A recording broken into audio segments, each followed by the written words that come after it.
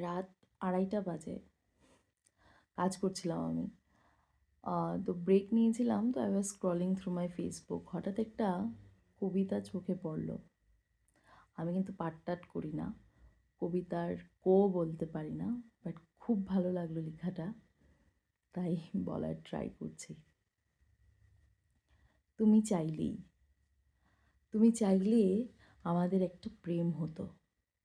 একটা বিকেলের গল্প হতো। বাদামের আড্ডায় ভালোবাসা জমা হতো।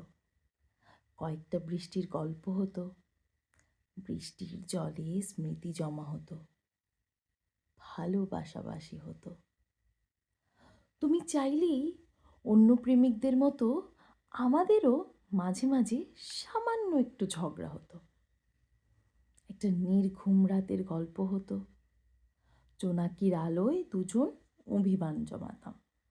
তুমি চাইলে আমাদের একটা সংসার হতো। একটা চিলেকোঠার মতো ছোট্ট ঘর হতো। একটা রুম, একটা সোফা সেট, একটা টিভি, একটা আলমারি, ডাইনিং টেবিল ইত্যাদি।